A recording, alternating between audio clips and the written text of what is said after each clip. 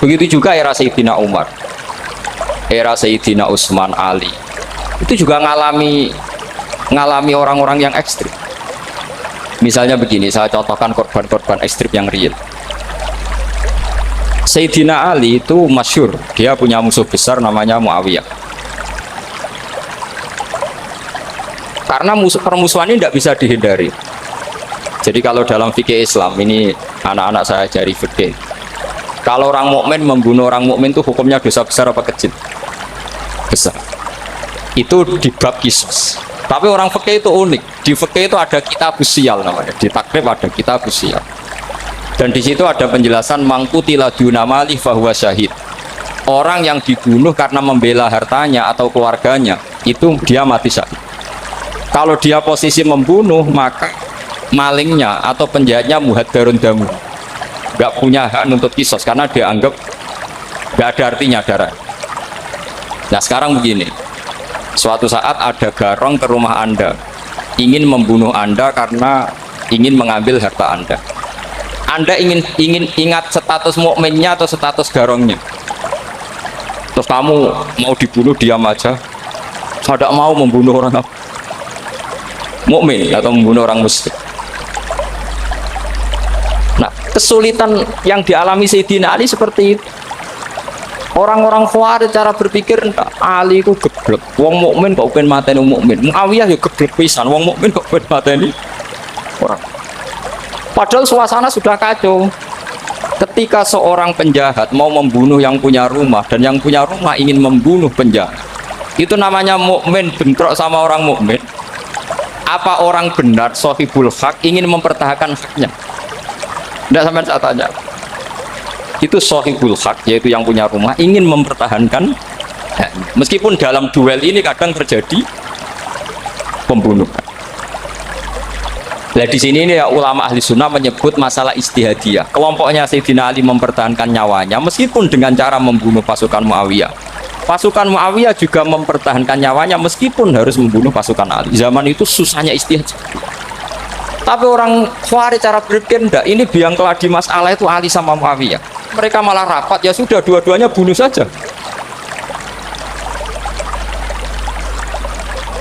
Ya masyhur tuh, akhirnya Sayyidina Ali dibunuh oleh orang Khawarij.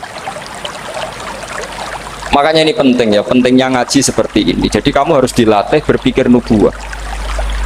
Ya dilatih berpikir apa? Nubuwah. Disebut al ulama warasatu.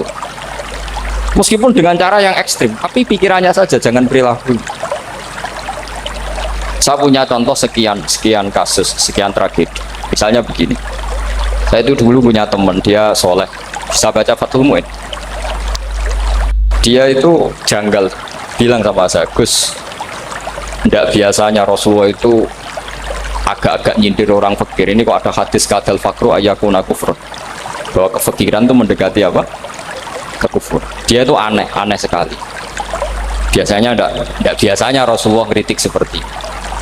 Walhasil ini singkat cerita, anak ini ngalami satu trauma. Dia itu miskin. Gara-gara miskin gitu jadi burunya orang non muslim. Dan sering disuruh nganter majikannya itu ke tempat-tempat lokalisasi. Dia mulai mikir, ini gara-gara fakir saya harus nganter orang ke lokalisasi. Mulai ingat dia, sedekah Rasulullah, ini gara-gara fakir saya jadi pengantar orang ke. Suatu saat majikannya itu benar-benar bangkrut, malah dari suruh nganter, pokoknya carikan yang cantik bawa sini, pusing. Nah, dia akhirnya walhasil lari terus keluar, terus dia cerita betapa ekstrimnya fakir, sehingga gara-gara fakir saya harus jadi penolong orang yang mau apa mak. Anda boleh berpikir ekstrim, tapi ekstrim dalam melawan kemungkaran itu tadi. Saya nggak boleh jadi fakir, tapi takutnya fakir yang nanti jadi alat kemak. Imam Ghazali juga punya contoh seperti itu. Imam Ghazali pernah marah besar ketika tren di Baghdad itu orang belajar fikih semua. Hatta la yakuna thamma tabibun illa min ahli dhimmah, kata beliau. Sampai di Baghdad itu tidak ada dokter kecuali orang kafir dhimmah. Akhirnya kalau ada ulama sakit, saya masih ingat pas kecil, kalau ada ulama sakit itu tidak boleh dibawa ke rumah sakit, takutnya ketemu dokter muslim, non muslim malah disuntik langsung apa? Akhirnya ulama saat itu berfatwa, orang Islam harus ada yang jadi dokter. Banyaklah gus-gus yang sekolah kedokteran. Yang masyhur ya seperti Sahal itu, Sahal bin Abdul Fattah. Itu dulu putranya Ki Fatah yang menolong Mbah Mahfud saat sembunyi. Saking idolakannya Basal, anaknya dinamakan Sahal, tapi dia jadi dokter spesialis. Begitu seterusnya urusan negara. Dulu itu orang jabat itu tidak boleh, karena jabat itu dekat dengan syubhat, dekat dengan haram. Tapi gara-gara pejabatnya non-muslim, kalau bikin aturan ya ala non-muslim. Ulama akhirnya sadar, andikan kita yang jabat pasti tidak seperti itu. Bisa bikin perda ini, bisa bikin pelaturan begini yang menguntungkan Islam. Nah, jadilah banyak pejabat yang sekarang muslim. Tempat-tempat maksiat di obrak-abrik sama Satpol PP macam-macam, kita untung. Tapi kalau orang-orang Khawarij pikirannya pokoknya pejabat itu dekat dengan haram, dekat-dekat syubhat. Padahal dengan kita jabat bisa bikin perda atau apa yang menguntungkan Islam. Kemudian menjadi masalah baru secara fikih. Ini adik-adik dengerin biar kulino senam fikih. Kalau caleg soleh, misalnya Mas Nadif nyalek, ini tadi tak guyoni, mau jadi bupati ndak, kalau ya mau usah dukung. Jadi misalnya gini ya, Zaid sama Bakar, misalnya Bakar itu orang soleh, mau jadi calon lurah.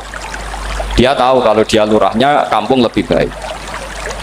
Kalau yang jadi ini Zaid, itu kampung itu rusak karena dia suka dugem, suka macam-macam.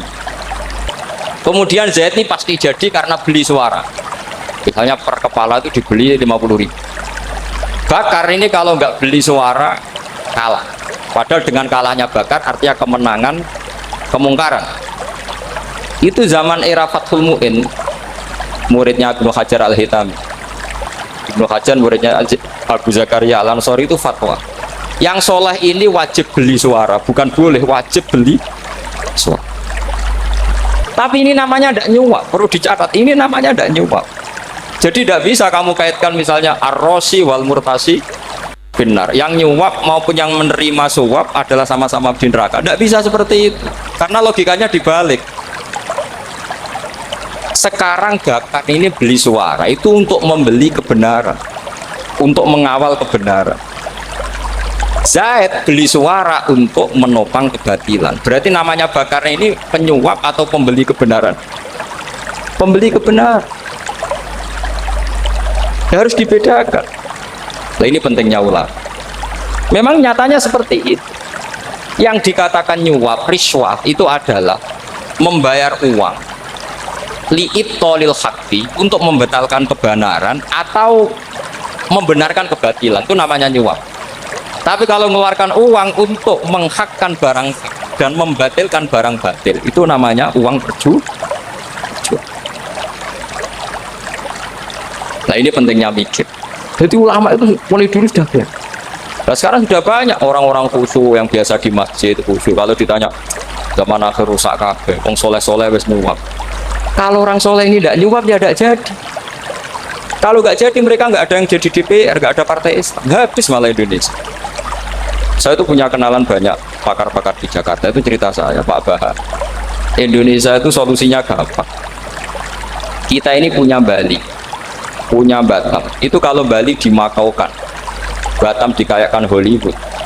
Amerika kaya itu bukan karena hebat. Pornografi dijual, tinju di Nevada itu dijual, di Las Vegas dijual, apa saja dijual. Oh, tidak kaya itu gimana? Sementara Indonesia mau aur-auran gitu sukan partai Islam.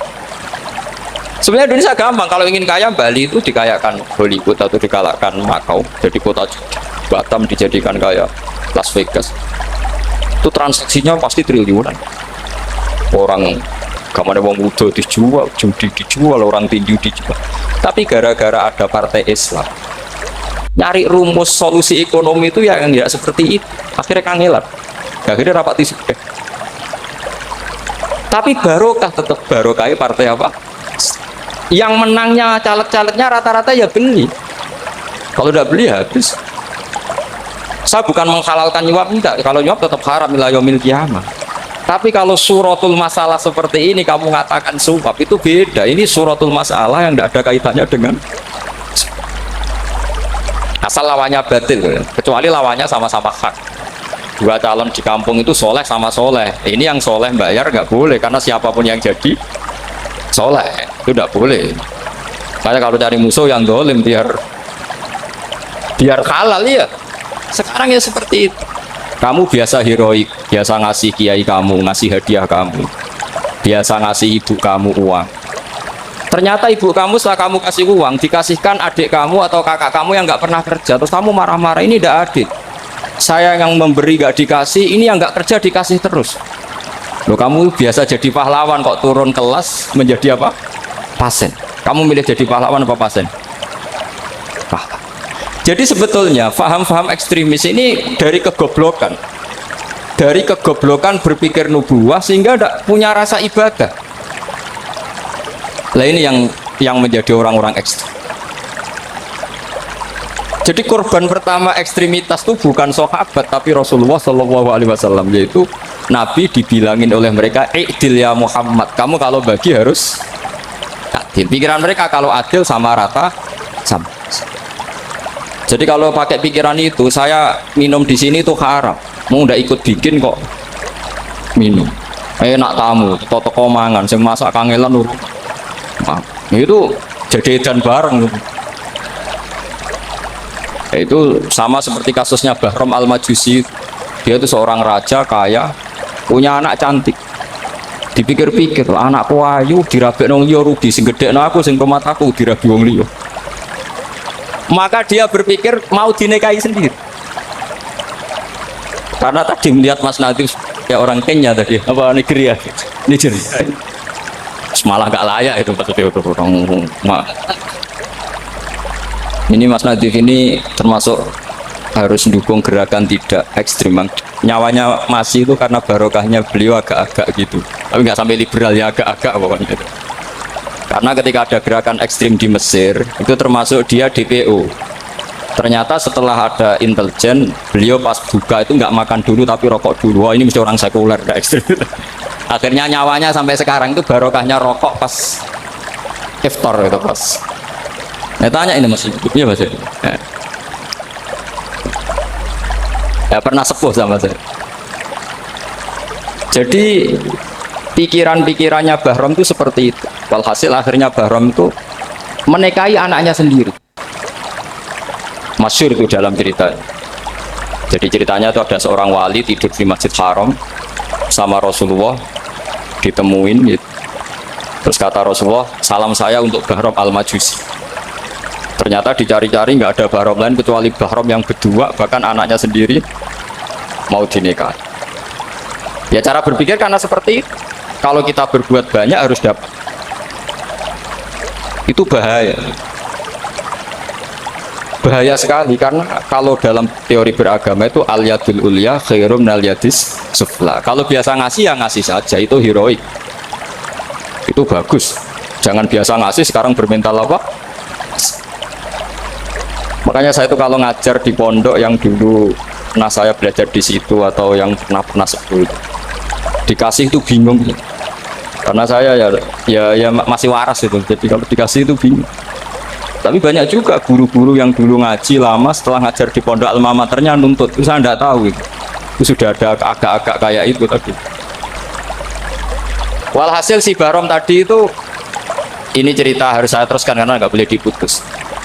Dapat salam dari Rasulullah. Ternyata di balik nakalnya dia itu pas mau bulan pertama, malam pertama itu ada seorang janda sepuh ke sini. Ganggu dia tentu ya. Ketika dikejar pulang lagi sampai 3 kali.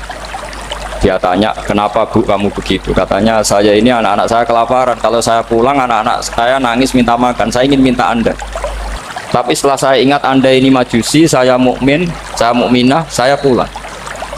Ya sudah Bu, kamu di rumah saja. Nanti saya kirimi makan. Dikirimi sendiri, padahal dia seorang raja. Barokahnya itu dia dikasih tobat sama Allah. Dan paginya ketemu tamu yang mengirimkan salam dari Rasulullah SAW. Bahram ini menjadi muslim. Tapi intinya berpikir seperti tadi itu salah, bahwa kalau saya jasa banyak harus mendapat apa? Ini cara berpikir orang-orang Khawarij. Iya, saya pernah ditanya seorang dosen, Gus, saya ini kalau baca sejarah perang Badar atau perang Uhud, yang saya tidak nerima itu satu. Kenapa setiap ghanimah harta orang kafir dan istrinya orang kafir kok disita orang Islam, dan yang perempuan jadi amat, kemudian juga digauli orang Islam, yang hartanya orang kafir juga jadi asetnya orang Islam, kok kayak garam. Dia tanya seperti itu sama saya. Terus saya jawab,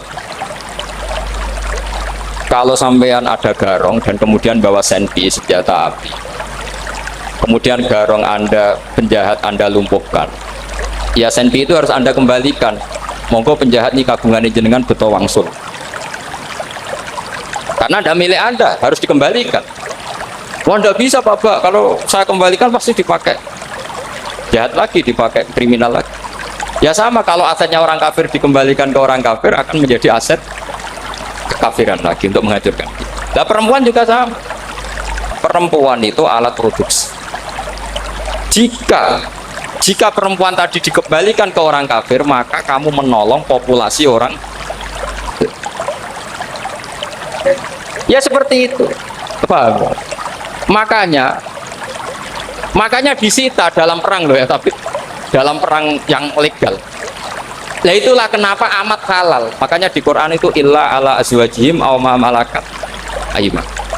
Paling enggak itu masih ada ulama atau pemikir atau ustadz siapa saja yang bisa memahami logika apa? Nanti kalau ulama ini sudah meninggal, orang akan mencibir Islam dengan cara mengatakan Islam itu jahat, yaitu menyita hartanya orang kafir dan istrinya orang kafir. Setiap kali terjadi, karena pemikiran ini pasti sama-sama kutubnya sama-sama ekstrim. Ya ini penting saya katakan. Makanya masyhur itu perdebatan Sayyidina Ali dan Muawiyah itu. Ini saya kutip sedikit. Ini ya sama-sama berpikir ekstrim, tapi ekstrim yang baik. Walhasil dalam satu kerja bakti di Masjid Kuba itu ada sahabat namanya Ammar. Ini di depan umum, ini penting. Kalau dalam ilmu hadis di depan umum ini penting, karena nanti menjadi mutawatir. Beda dengan hadis yang Nabi ngendikan sama 1-2 sahabat, namanya hadis ahadi. Di depan umum Nabi guyon gini sama Ammar, ya Ammar waihak taktuluka alfiatul baghiyah. Ammar, kamu ini nasib kamu itu agak sial, karena nanti yang membunuh kamu itu kelompok yang tidak benar. Alfiatul baghiyah itu kelompok yang tidak benar. Itu disaksikan sekian sahabat. Walhasil suatu saat Ammar ini ikut perang dan ikut pasukannya Ali dan terbunuh oleh pasukannya Muawiyah. Seneng Ali. Hasil Ammar ditemui sama ya Muawiyah, al-ana dhuhara bi anna fi'ati haqqun wa fi'ataka baghiyah. Sekarang kelihatan siapa yang benar. Saya yang benar, kamu yang salah. Kenapa? Karena Ammar kelompokku dan terbunuh oleh kelompok kamu. Padahal kata Rasulullah yang membunuh Ammar adalah kelompok yang salah. Muawiyah pintar sekali, dia jawabnya gini, laula kama kutila Ammar. Ammar terbunuh karena bela-belain kamu. Kalau kamu tidak nyuruh dia perang juga nggak terbunuh kan. Jadi kamu ikut andil terbunuhnya siapa? Ammar. Tapi apa kata Sayyidina Ali? Idzan qatala Rasulullah Hamzah. Kalau teori itu Anda pakai, Rasulullah pun membunuh Hamzah. Sekarang Hamzah perang karena suruhan siapa? Rasulullah. Yang membunuh Hamzah siapa? Wahsy. Kalau teori itu Anda pakai, berarti Rasulullah pun membunuh Hamzah. Terus fasa kata Muawiyah, Muawiyah diam. Jadi fikih pun tuh diputuskan lewat pikiran ekstrim, tapi bukan ekstrim yang merugikan orang lain. Ya, kalau merugikan orang lain namanya sudah la dororo wala dirar, dia menyalahi aturan. Makanya saya pernah ngaji di sini dulu ketika tahun kemarin. Fikih Islam itu punya rumus, itu ya gara-gara pikiran ekstrim sebetulnya. Saya pernah nyontohkan adalah orang tuh kalau sholat jenazah itu mayitnya di depan. Itu ulama fikih tidak ada yang punya alasan. Mau hanya bilang gini, hakadha wajadna salafan wa khulafan. Mulai dulu kalau nyolati mayit ya jenazahnya di depan. Ya hanya gitu saja, tidak punya alasan. Makanya ulama lain mengatakan tidak apa-apa jenazah di belakang, yang sholat di depan. Kenapa? Fa innaha laysat bimanzilatil imam. Memangnya jenazah imam kok harus di depan? Itu ya tidak ada yang bisa bantah. Bagaimana mungkin harus di depan? Oh, enggak, imam kok harus. Yang harus di depan itu imam. Jenazah itu imam apa enggak? Enggak. Terus alasan kedua, sholat ghaib. Kalau ada orang mati di Surabaya, Mas Nadib di sini, sholat gaib boleh enggak? Boleh. Jenazahnya di depan apa belakang? belakang. Di belakang kan? Berarti harus enggak jenazah di depan? Ya dia mau ngakeh yang jelas kalau itu. Lah ini contoh-contoh kecil. Nah orang Khawarij itu orang yang paling tidak mau menerima otak-atik seperti itu. Akhirnya jadi goblok bareng dah. Ya makanya Rasulullah pun jadi korbannya Khawarij. Muhammad kamu harus adil. Karena pikiran mereka adil itu yang memberi banyak ya dapat banyak. Kalau pikiran nubuah tidak seperti itu. Kalau yang biasa memberi, biasa heroik, biasa baik ya biar tetap biasa memberi. Jangan dilatih jadi apa? Fasih. Ini mungkin adik-adik juga agak keberatan, tapi harus dilatih.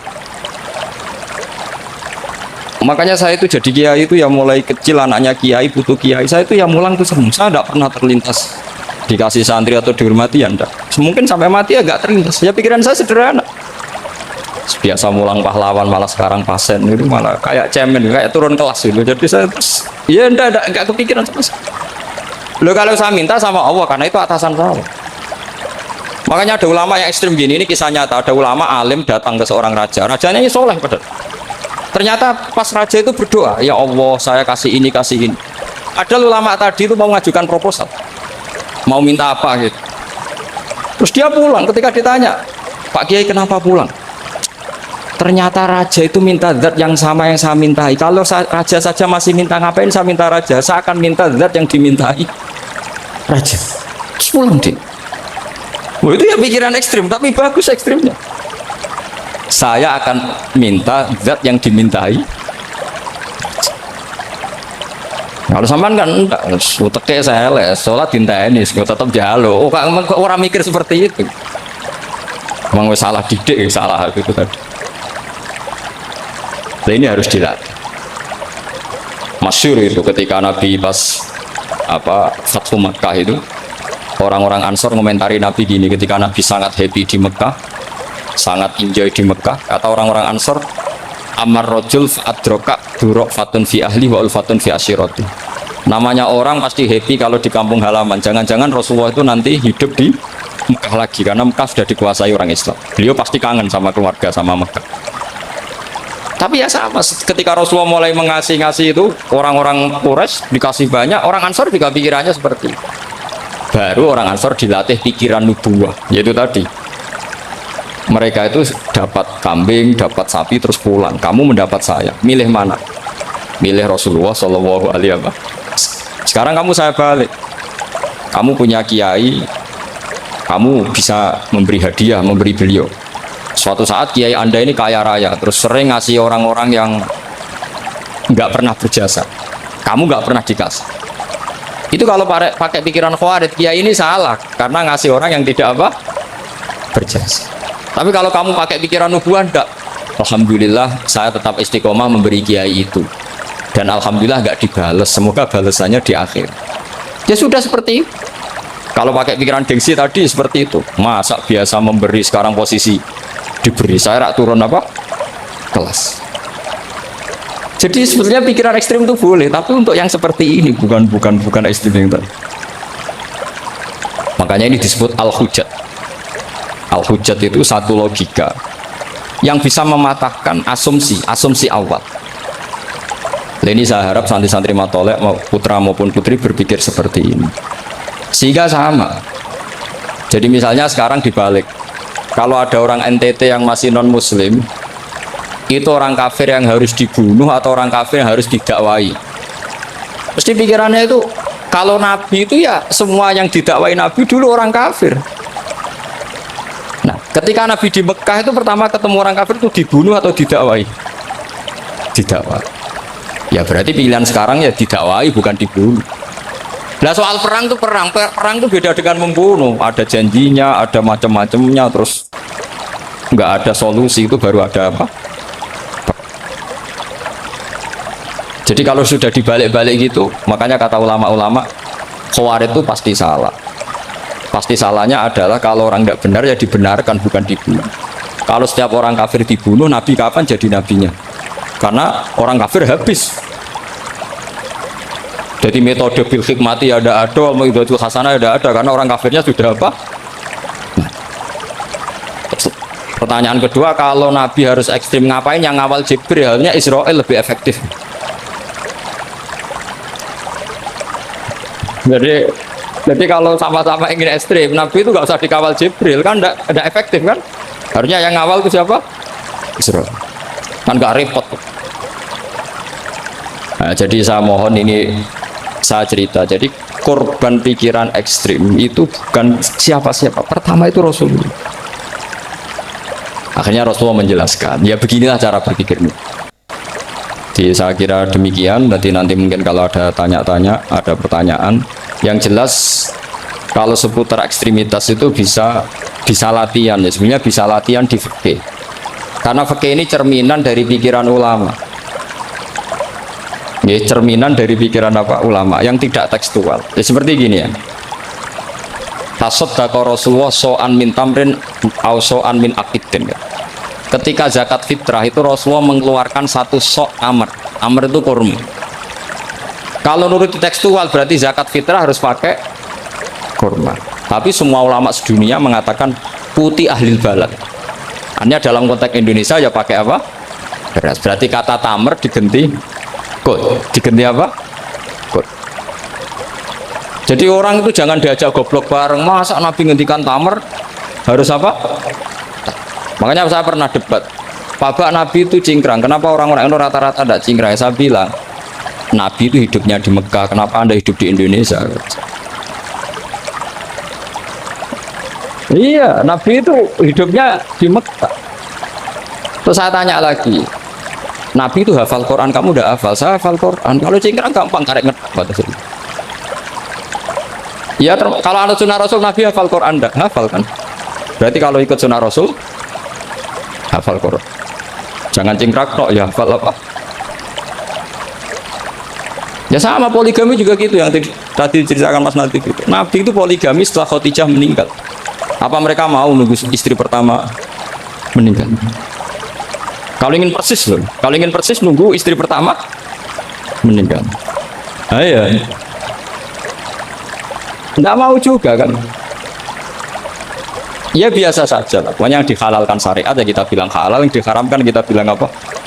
Nggak usah sok suci sunnah Rasul. Saya punya banyak cerita.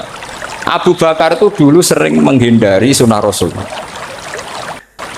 Dulu Rasulullah itu kalau ada orang minta ya dikasih. Ketika Abu Bakar bikin Baitul Mal. Ketika ditanya ini zaman Rasulullah tidak ada, kata Abu Bakar, huwa Rasulullah. Beliau itu Rasulullah. Bahwa nggak di-manage ya negara tertib. Umar bikin pasukan itu diangkat negara. Kalau dulu zaman Nabi yang ikut perang bahaya, yang enggak perang namanya munafik.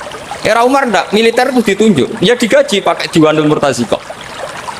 Ketika ditanya, kenapa enggak kayak Rasulullah? Dua Rasulullah, mbok enggak tertib pun tetap negara stabil. Nggak ada karisma.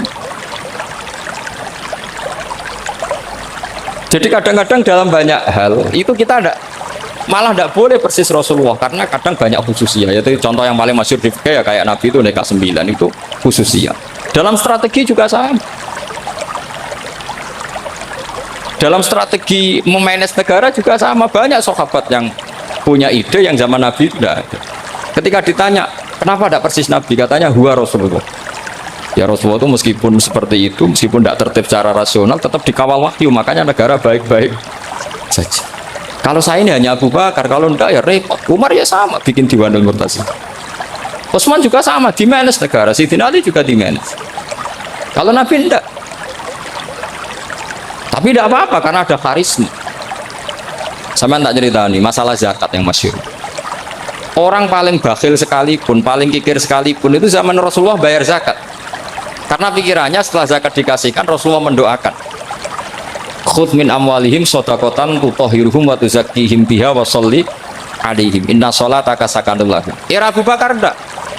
Sorry ya Abu Bakar, dulu kita zakat sama Rasulullah karena didoakan beliau. Kamu hanya Abu Bakar, saya tidak mau zakat.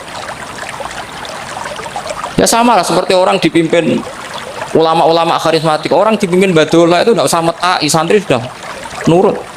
Dipimpin Manazif, nggak bikin pelaturan, habis pondok. Kalau nggak ngancam, nggak gini, ditakzir, nggak gini, habis. Zaman Badola dehem tok santri wedi. Mas Nadif dehem. Oh, enggak. Nah, makanya Rasulullah itu tidak banyak bikin pelaturan. Rasulullah itu kalau mau perang itu hanya bilang sahabat, saya besok ditantang Abu Sufyan di sini. Saya mau perang. Oh, itu sahabat ikut semua. Orang melihat wajahnya, melihat karismanya sudah tertarik ingin menyelamatkan beliau. Kita tidak akan ridho Rasulullah keluar sendiri. Kalau Abu Bakar ya enggak. Pertama Abu Bakar pidato sudah sopan. Saya memimpin kamu. Ini ketulitu alas tubuh khairikum. Saya ini memimpin kamu, tapi bukan berarti saya yang terbaik. Jika saya benar maka dukunglah. Kalau salah ingatkan.